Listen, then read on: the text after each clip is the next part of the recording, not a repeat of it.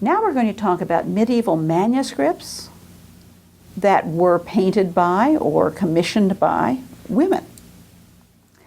One of the things we do know is that nuns worked as scribes and illuminators. And we know that because sometimes they would portray themselves or portray a woman working in this fashion. And so we have this little detail from a medieval manuscript of a nun working as a scribe, writing on a manuscript.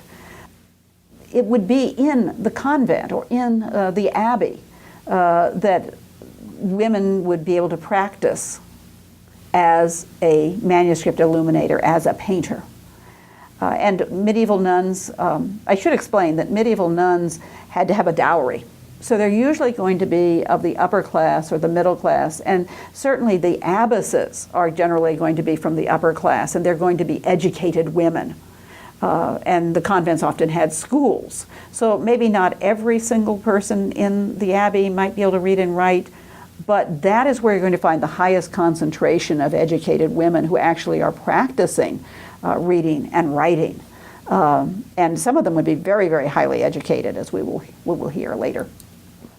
Here's another example. In fact, this time they have the illuminator, in this case evidently, because she's put a little picture of herself within the context of a capital letter. We call these historiated letters, when you have a picture inside the letter.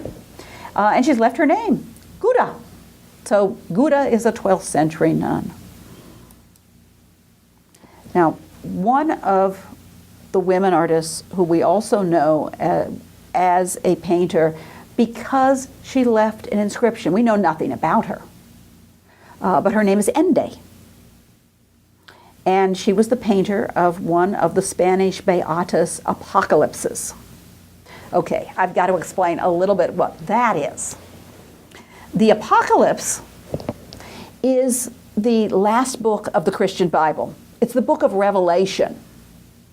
And it is a vision that St. John the Evangelist had on the island of Patmos. In the 8th century, a Spanish monk named Beatus of Liébana, wrote a commentary on the Apocalypse. And we have a number of medieval manuscripts from Spain that are what we call the Beatus Apocalypse. In other words, it has Beatus's commentary with the book of Revelation. And these are illustrated, and they are in a number of different centuries. One of the earliest, possibly the earliest, but I'm not certain of that, is now stored in Girona, in Spain, and we know them, we often talk about them from where they are. For example, the Morgan Apocalypse is in the Morgan Library in New York. Well, this one is in Girona, so we could call it the Girona Apocalypse, but let's take a look at it. I guess I should talk to you a little bit about the picture here. The crucifixion, of course, is not told in the Apocalypse. And I don't have a copy of Beatus's commentary, so I can only assume that he made some relationships between the crucifixion and what was being said in the Apocalypse. And this is very common.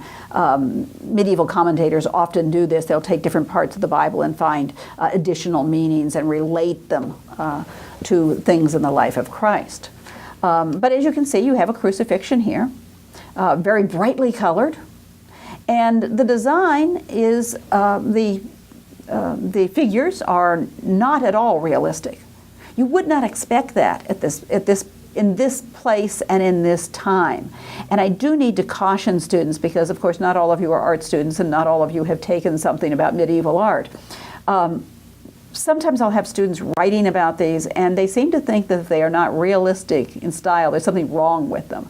Please get that out of your head. That will really bother me.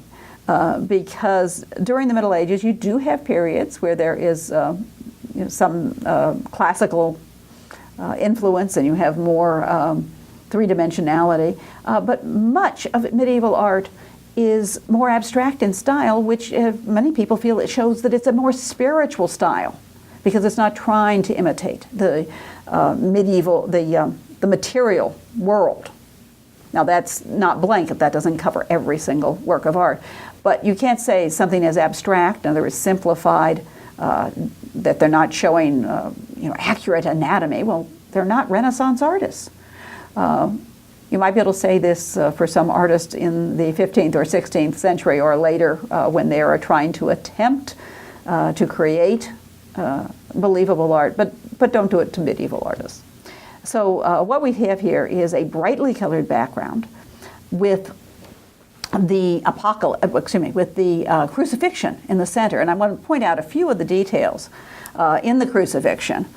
Christ is erect on the cross. He looks straight out at us. Generally, we talk about two different types of Christs. One is the suffering Christ, which actually comes in a little bit later than this. And the other is the Christ triumphant, and this is what we're seeing here. Christ erect on the cross, he is triumphing over death. We see at his feet a chalice, and he's bleeding into this chalice. And then up above the cross, you see some angels, and you also see two personifications of the sun on our left, Christ's right, and the moon. You can see a little crescent there. Those are personifications of the sun and the moon, and they are very, very frequent in crucifixion images. Christ is flanked by the two thieves, and you've probably heard the expression, the good thief, the thief who is on Christ's right, who repents of his sin and calls upon Christ, and Christ says, "You will be with me in paradise." And so we see an angel coming to take that thief's soul. On the other side is the bad thief who does not repent, and you can see the red devil coming to remove his soul. You have the tormentors of Christ below, including two who are labeled, Longinus, who converts to belief in Christ, and he is piercing Christ's side with the lance, the spear. And then on the other side you have Stephaton, who is offering the sponge soaked in vinegar. Christ says, "I thirst," and this is what they give him, possibly as a painkiller, possibly to something bitter. We said that the artist was Ende, and some books she's called En, some books she's called Ende. So I assume that in the manuscript the name may be abbreviated. A lot of times they abbreviate words. They'll put a little tilde, a little squiggly line or something, or a little straight line sometimes, to indicate that there's an abbreviation. I haven't seen the manuscript. I haven't read the inscription. I'm just making an assumption there. But in the manuscript, she writes that she is Ende, and she uses, of course she's writing in Latin, she says she's a paintatrix, de pintrix, a female painter. In other words, she's using a feminine ending. And then she calls herself a helper of God, and you can see, once again, she's using a feminine ending here, which presumably means that she's a nun, and that she is the painter here. It also mentions another painter who has a male name, Amertrius, and the inscription indicates that he is helping Ende. Although I have seen books where they say, the male artist is the one who is the painter, and the female artist is the one who is secondary.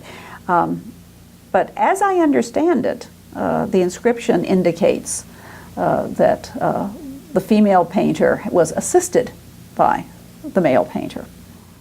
Now, we want to look at this page. This is the page showing the horror of Babylon, riding the beast with many heads. And you can see how fancifully and a lot of fun, I think, they had to figure out how they would show the beast with all of these heads coming out of it. And you may notice the tail has a little head, so that's another kind of fanciful, intriguing little detail. This is shown with bands of color behind it, and most of these Beatus Apocalypses are constructed that way, with the bands of very bright colors behind them. It does seem to be part of the Spanish style. You might also notice the border has curving designs, and generally medieval manuscripts have borders with designs. Some of them look like fiber, some of them, don't know if you remember from the introduction, we showed you the Igbo Gospels, and they had an acanthus leaf border, obviously taken from classical manuscripts. And this one, I don't know if that's it, but it does remind me of Spanish metalworking a little bit. Let's look at the horror of Babylon riding the beast. She is flat because this is the style of the time, and the artist has shown a lot of interest in pattern. So her dress has a kind of checkerboard pattern. Her head is pretty square too. It's very rectangular, I should say. And she's, you might say it's basically a diagram. I think one thing that's really interesting to me about this detail is the fact that she's not in the exact center of the frame. So it gives you the sense that that the beast is actually moving, that he's walking from one side to the other. And it also makes it much more interesting visually, gives it a sense of movement. This idea of using a lot of pattern, decorative forms, brightly colored bands, that is part of the style of the manuscript illustrations. And you do see that throughout some of these 10th and 11th century Spanish illustrations, or Spanish illuminations. Here's another little word you may come across, a Moss Arabic. This is a Moss Arabic manuscript. And it's simply used to describe Christian work, in this case Christian art, in Muslim Spain, because most of Spain at this time was Islamic. And then through the centuries and culminating in the 15th century, the Arabs and the Muslims are expelled from Spain. Now I want to show you two other pages from the Girona Apocalypse. And I just thought these were rather interesting. I don't have them as color pictures. The reproduction in the book that I took them from, they were black and white. So you see on your left, you see an image that seems to be Christ among the heavenly hosts, or you could say God among the heavenly hosts. The reason I say Christ is because he has a little nimmed halo, and that's the halo with the cross in it. And I thought how wonderfully the decorative angel wings are. And it's a very interesting use of space, where you have the diagonal movement and then this empty space of the page that really becomes part of the image. On the other side, of course, a much more geometric pattern. And this one you can see with God on his throne from the Apocalypse, with the 24 elders of the Apocalypse, and they take their crowns and throw them on the crystal sea.